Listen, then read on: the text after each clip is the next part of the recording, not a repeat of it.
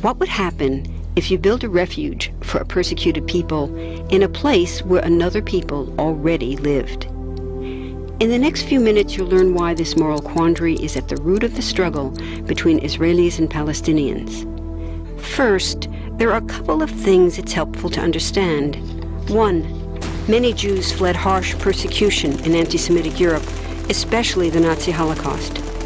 Zionists encouraged massive immigration to historic Palestine, at that time a British colony, where Jews had an age-old connection and where small Jewish communities had long existed among larger groups of indigenous peoples.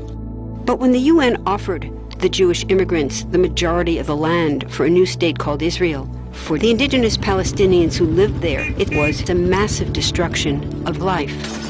They rejected the UN's partition plan, and several Arab states invaded the new state of Israel.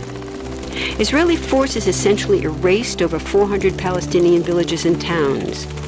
By the end of the fighting, Israel controlled 78% of historic Palestine.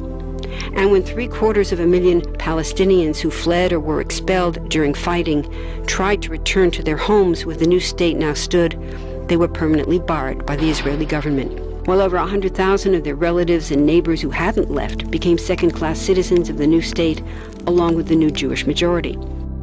Today, Palestinian refugees and their descendants number in the millions. Most are in the Gaza Strip, the West Bank, and Jordan.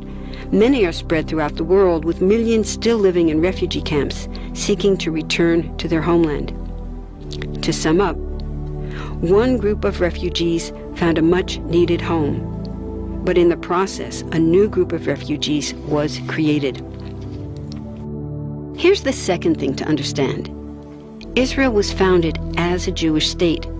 But now ask yourself, what exactly does that mean? People had lots of ideas about what a Jewish state should look like. Some called for equality for all citizens. But what was created, in practice, was institutional discrimination against non-Jews.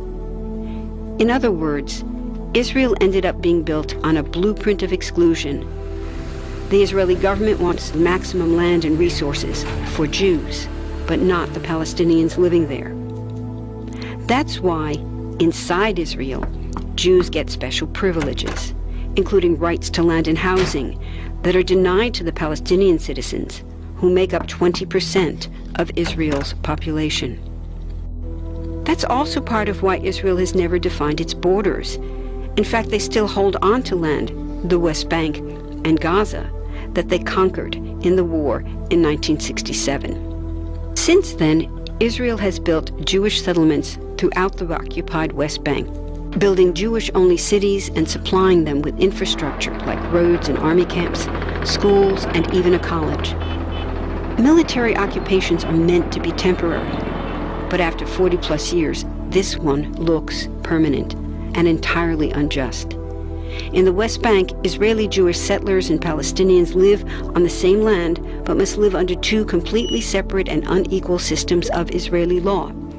The Jewish settlers dominate the natural resources, including water and agricultural land, and they're backed by the Israeli army.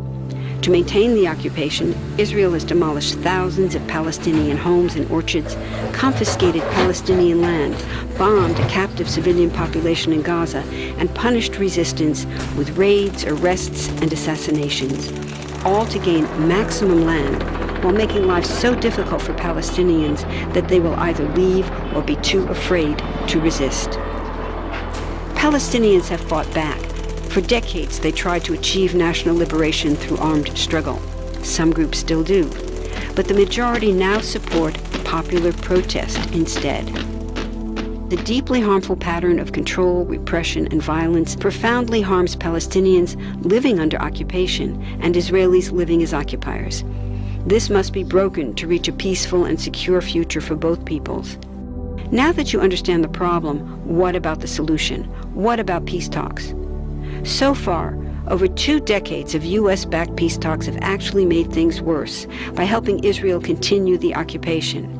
It's been years of talking while Israel massively expanded the Jewish settlements and literally redrew the map.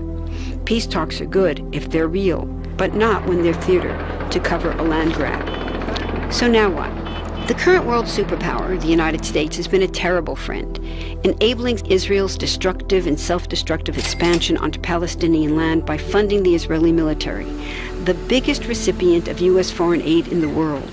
But there's another superpower that can make the difference: you. There's a movement with hundreds of thousands of people just like you across the world, including Palestinians and Israelis, protesting, educating, divesting, and boycotting, all to bring nonviolent international pressure on Israel to stop violating human rights of Palestinians.